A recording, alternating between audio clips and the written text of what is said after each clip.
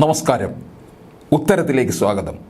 സജീവ രാഷ്ട്രീയത്തിൽ തുടരുന്ന കേരളത്തിലെ ഏറ്റവും പ്രായം ചെന്ന നേതാവാണ് CK നാണു.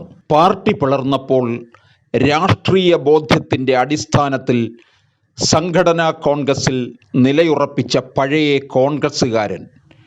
കഴിഞ്ഞ നിയമസഭാ തെരഞ്ഞെടുപ്പ് കാലത്ത് LDFിലേക്ക് തിരിച്ചെത്തിയ LJDക്ക് വേണ്ടി സിറ്റിംഗ് സീറ്റായ വടകര ത്യജിക്കാൻ തയ്യാറായ നേതാവ്. കഴിഞ്ഞ 24-ന് വടകര മണ്ഡലത്തിൽ നടന്ന നവകേരള സദസ്സിൽ മുൻ MLA CK നാണുവായിരുന്നു അധ്യക്ഷൻ. BJP സഖ്യത്തിനുള്ള JDS ദേശീയ അധ്യക്ഷൻ HD ദേവഗൗഡയുടെ തീരുമാനത്തിനെതിരെ പിണറായിയുടെ പിന്തുണ തേടുകയാണ് നാണു ചെയ്തതെന്നാണ് ഒപ്പമുണ്ടായിരുന്നവർ അന്ന് വിശദീകരിച്ചത്. BJPക്കും സംഘപരിവാറിനുമെതിരെയുള്ള പോരാട്ടത്തിൽ വിട്ടുവീഴ്ച ചെയ്തില്ലെന്നും മുന്നിൽ നിൽക്കുമെന്നും ശപഥം ചെയ്ത CPM ചെറുവിരൽ അനക്കിയില്ല. ഒരു വരി പ്രസ്താവനയ്ക്ക് പോലും തയ്യാറായില്ല.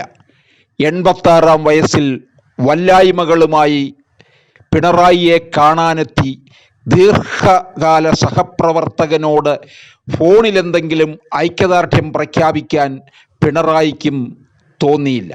ഒരു പഞ്ചായത്തിൽ BJP സഖ്യമുണ്ടായാൽ വരെ കേരള രാഷ്ട്രീയത്തിൽ കൊണ്ടുവന്ന് UDFിനെ പ്രതിക്കൂട്ടിൽ നിർത്തുന്ന CPM സ്വന്തം ഘടകകക്ഷിയുടെ ഈ BJP ബന്ധത്തിന് നേരെ കണ്ണടയ്ക്കുന്നത് എന്തുകൊണ്ടാകാം? പാർട്ടി വിട്ടാൽ MLA സ്ഥാനത്ത് നിന്ന് അയോഗ്യരാക്കപ്പെടുമെന്ന കൃഷ്ണൻകുട്ടിയുടെയും മാത്യു T തോമസിൻ്റെയും ആശങ്കയാണ് ഒളിച്ചുകളിക്ക് പിന്നിലെന്ന വിമർശനം ജനതാദളിൽ ശക്തമാണ്. കർണാടകയിൽ മാത്രമാണ് BJP സഖ്യത്തിന് തീരുമാനിച്ചതെന്നും ദേശീയ രാഷ്ട്രീയ നിലപാട് അതല്ലെന്നുമാണ് CPMന് പാർട്ടി നൽകിയ വിശദീകരണം. മുൻ കർണാടക മുഖ്യമന്ത്രി HD കുമാരസ്വാമിയുമായി ആഭ്യന്തരമന്ത്രി അമിത്ഷായുടെ സാന്നിധ്യത്തിൽ കൂടിക്കാഴ്ച നടത്തി. NDAയിൽ ചേരാൻ JDS തീരുമാനിച്ചത് സന്തോഷപൂർവ്വം അറിയിക്കുന്നു.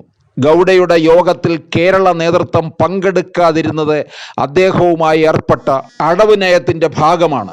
ലോക്സഭാ തെരഞ്ഞെടുപ്പുകളിൽ LDFിനു വേണ്ടി വർഷങ്ങളായി കേരളത്തിൽ പ്രചാരണത്തിനെത്തുന്ന നേതാവാണ് ദേവഗൗഡ. അദ്ദേഹത്തിന്റെ അടുത്ത വരവ് LDFിന് വേണ്ടിയോ BJPക്ക് വേണ്ടിയോ? ഗൗഡ എത്തുന്നതുവരെ ആ ഉത്തരത്തിന് കാത്തിരിക്കേണ്ട ഗതികേടിലാണിപ്പോൾ CPM. സ്വന്തം പാർട്ടിയുടെ BJP സഖ്യത്തിനെതിരെ ശബ്ദിച്ച CK നാണു JDSൽ നിന്ന് പുറത്ത്. BJP ബന്ധത്തിന് തുനിഞ്ഞ ദേവഗൗഡയെ ദേശീയ അധ്യക്ഷനായി അംഗീകരിക്കുന്ന സംസ്ഥാന നേതൃത്വത്തിന്റെ നിലപാടിൽ CPMും LDFും മിണ്ടാട്ടം മുട്ടിയ നിലയിലും BJPയോടും ബന്ധമാകാം എന്നതിലേക്ക് ഇടതുമുന്നണി മാറിയോ എന്ന് സംശയിക്കേണ്ടിയിരിക്കുന്നു. ഉത്തരം കണ്ടെത്തേണ്ടിയിരിക്കുന്നു.